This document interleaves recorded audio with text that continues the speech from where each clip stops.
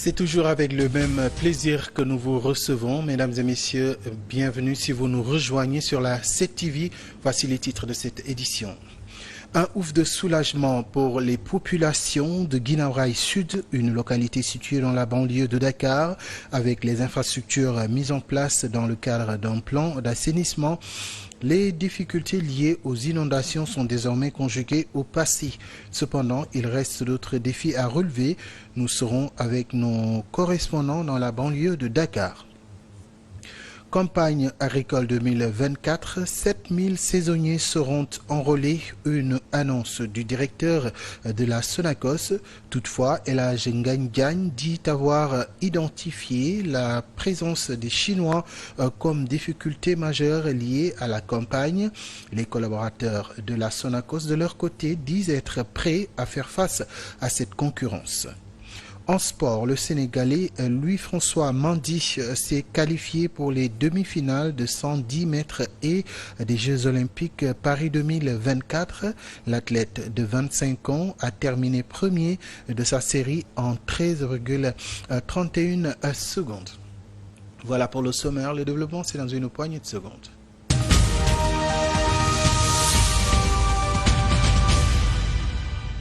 Bienvenue à toutes et à tous. Nous ouvrons avec la cité religieuse de Touba qui a abrité la 41e édition de la Journée nationale de l'arbre.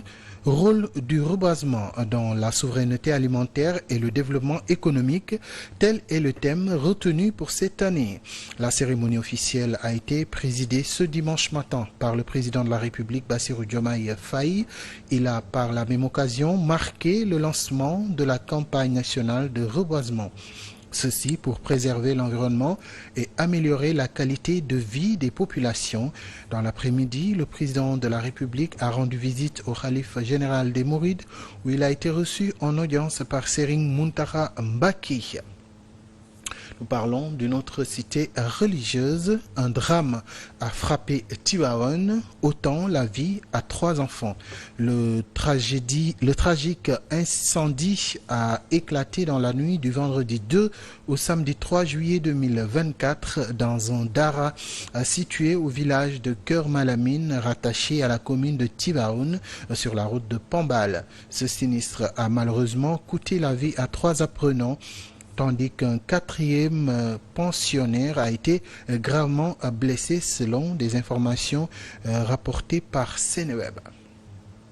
Parlons donc à présent d'action citoyenne. Au quartier de Bop, les habitants font face à un manque d'assainissement, d'inondations, envahissement de moustiques, entre autres difficultés. Pour faire face à cette situation, des jeunes bénévoles se lancent comme défi de nettoyer toutes les zones inondables pour frayer un chemin aux eaux pluviale, une démarche appréciée à sa juste valeur par les habitants de la localité qui comptent élargir et pérenniser l'action. À chaque période hivernale, ce quartier résidentiel qui regroupe pas moins de 287 maisons cesse d'être prestigieux. L'absence d'assainissement des lieux, un calvaire qui met les Bopois dans un désarroi total. Conséquence, les eaux nauséabondes, des eaux, les moustiques et tout ça. On exige à ce que famille, quand il y a un malade, un moyen de transport ne peut pas venir jusqu'ici.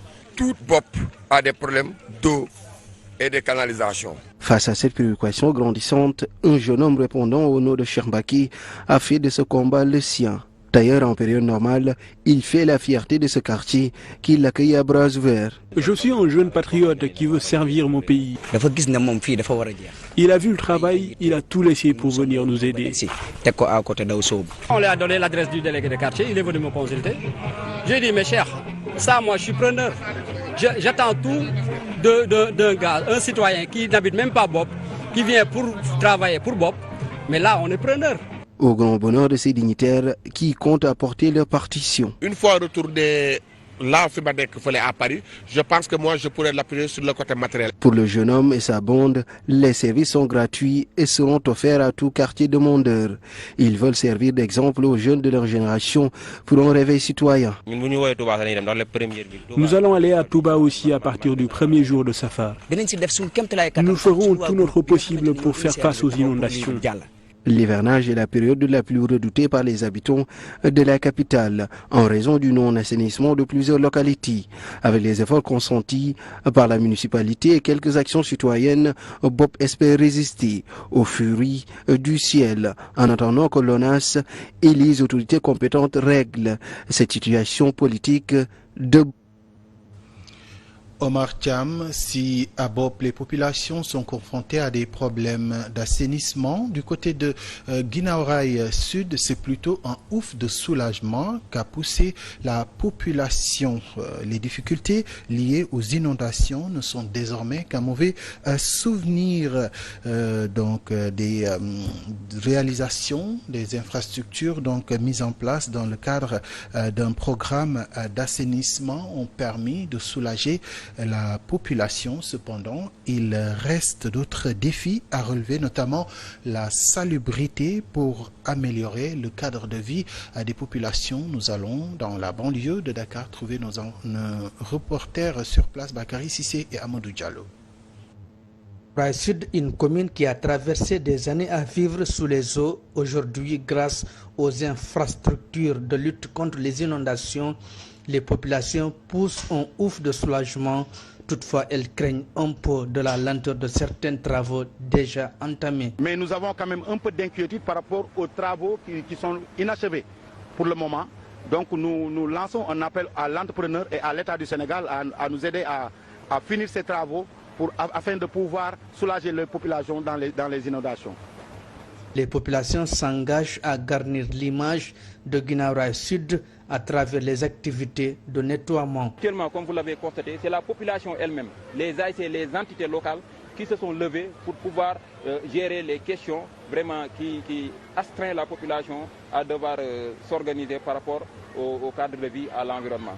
Donc de ce fait, ce cadre de suivi et de pérennisation de ces activités, nous l'avons déjà. Mais à cela s'ajoute le fait que le gouvernement du Sénégal, à travers ses différentes agences, notamment l'APIX, l'ONAS, qui sont là pour accompagner toutes les initiatives relatives à l'amélioration de notre environnement, ils sont là et ils nous aident à accompagner notre population. Donc, ils décident ainsi à pérenniser de telles actions citoyennes et civiques en associant toutes les couches de la localité. Parlons à présent des cas de noyade en cette période de vacances scolaires. La plage, autant pour moi, de Thiaroye-sur-Mer a déjà enregistré 13 cas de noyade depuis le mois de juin.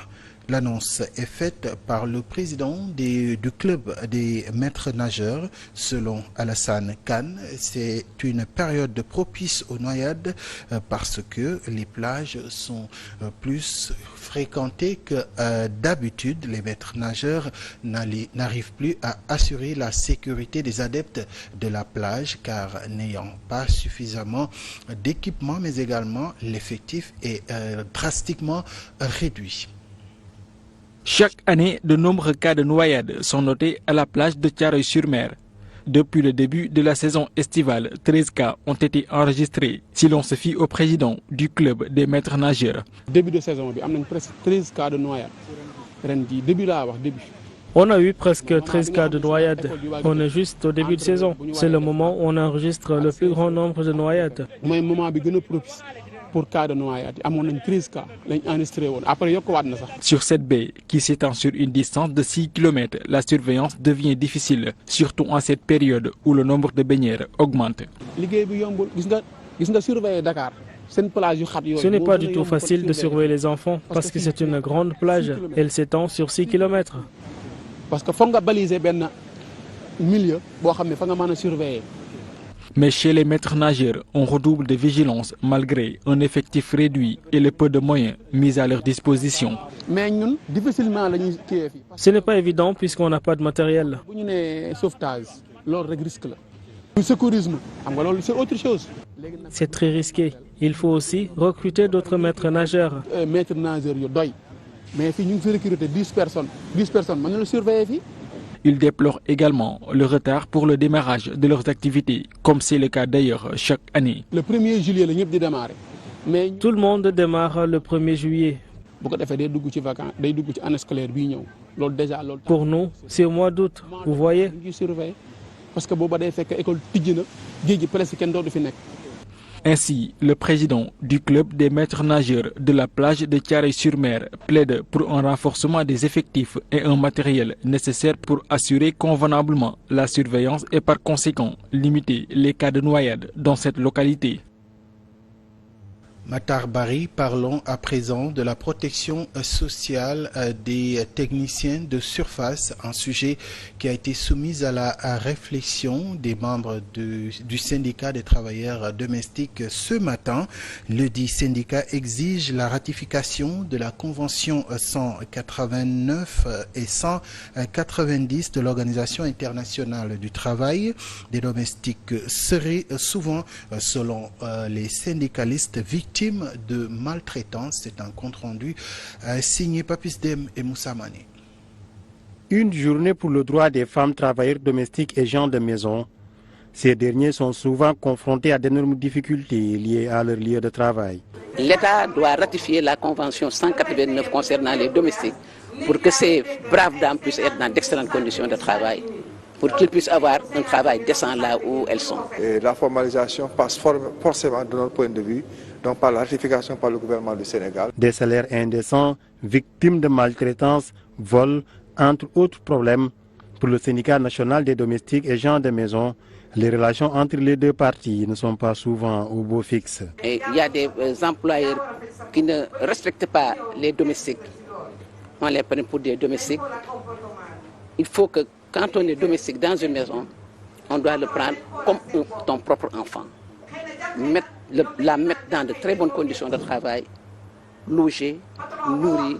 On doit manger ensemble. Nous, et les travailleurs et travailleurs domestiques, c'est de mieux nous organiser, et de mieux nous mobiliser, vraiment pour mettre suffisamment de pression sur les autorités, vraiment pour que cette convention-là soit ratifiée par le gouvernement du Sénégal. Une stratégie pour la formalisation, la question des contrats pose toujours problème, mais aussi il est plus que nécessaire, selon eux, de soutenir les agents de placement. Le comportement du domestique aussi, il y a des domestiques qui sont aussi qui sont très compliqués. Parce que si on est domestique dans une maison, on doit être très calme, travailler dans de bonnes conditions, suivre ta patronne là où on te dit tu dois rester là, si tu veux quelque chose, tu demandes à ta patronne. Une meilleure sensibilisation des travailleurs domestiques sur les difficultés, mais également sur les stratégies qu'on doit mettre en œuvre aujourd'hui vraiment pour quand même formaliser ce secteur-là. Cependant, ils exigent des autorités la ratification de la Convention de l'Organisation internationale du travail. Moussa Mané, des techniciens de surface qui sont des travailleurs, tout comme ceux qui s'activent autour des productions agricoles. Justement, parlons-en. La prochaine campagne arachidière va générer 7000 emplois saisonniers. L'annonce a été faite par El Hadj Ngagne Diagne. Toutefois, le directeur général de la Sonacos dit avoir identifié la présence des Chinois comme difficulté majeure liée à la campagne agricole, mais les collaborateurs de la Sonacos disent être prêts à faire face à cette concurrence. Nous allons à Ziguinchor trouver Samboudian Saro pour plus de détails. 7000 emplois saisonniers seront générés lors de la prochaine campagne de commercialisation des graines d'arachide, déclare El Hadj Diagne, directeur général de la Sonacos, lors de sa visite à l'usine de Ziguinchor. La présence de la Sonacos dans différentes régions aussi lui confère un rôle d'employeur. En période de campagne, nous pouvons aller jusqu'à 5000, 6000 emplois saisonniers, ce qui peut faire atteindre le niveau de recrutement de la Sonacos jusqu'à 7000 emplois. En termes d'impact dans le pays, une société qui a un impact non égalable. Il a également souligné que la Sonacos a identifié les problèmes majeurs rencontrés lors de la dernière campagne commerciale de l'arachide et insiste sur l'importance de résoudre ces défis pour améliorer les performances futures. Les problèmes majeurs de la campagne commerciale agricole, nous les avons identifiés. Vous en avez cité un, c'est-à-dire la présence des Chinois principalement. C'est une présence qu'on a pu constater.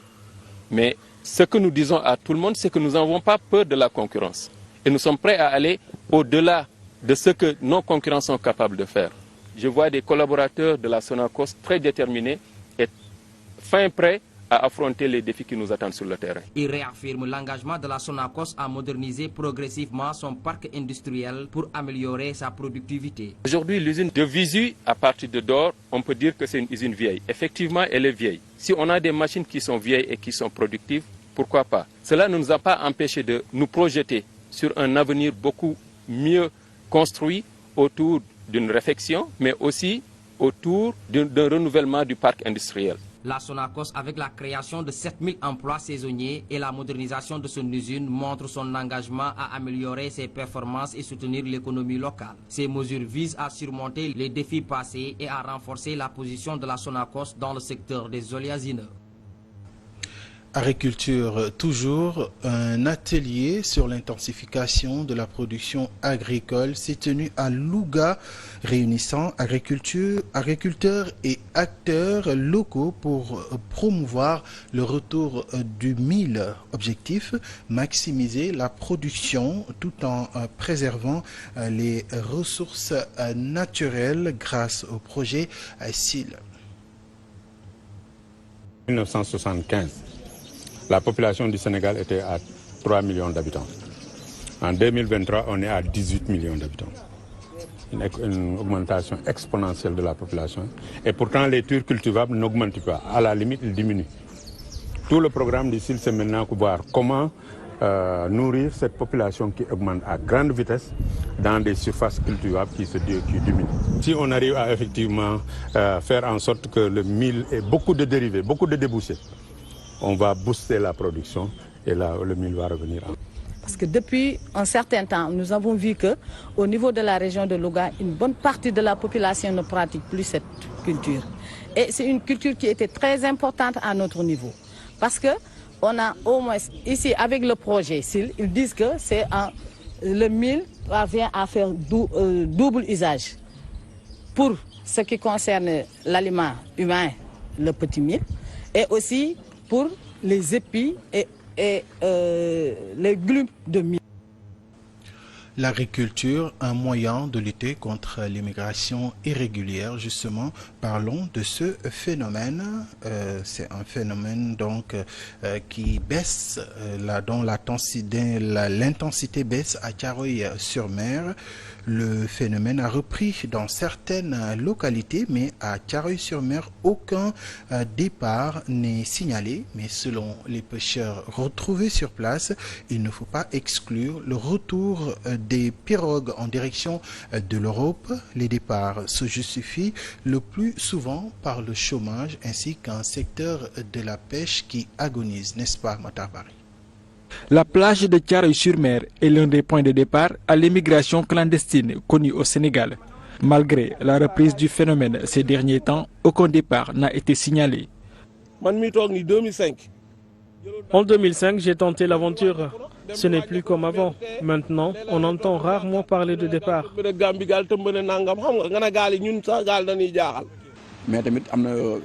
Le nombre n'est plus important. Toutefois, le retour des embarcations de fortune à Thiaroye-sur-Mer n'est pas une chose à négliger. Parfois, on entend parler de départ. Il y en a qui arrivent, d'autres non. Ceux qui sont ici sont plus nombreux que ceux qu'on annonce partis.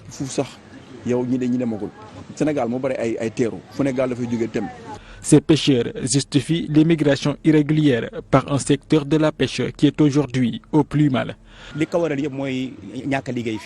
Tout ça, c'est à cause du chômage. Autant, on trouvait du poisson.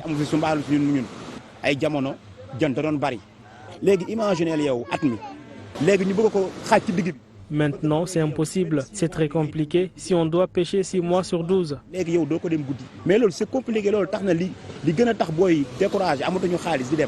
Toutefois, l'espoir est revenu chez les pêcheurs de Thiaroye-sur-Mer avec les actes posés par le nouveau régime. Parce que en général, vraiment ñu ngi gis ay jéego yu muy def.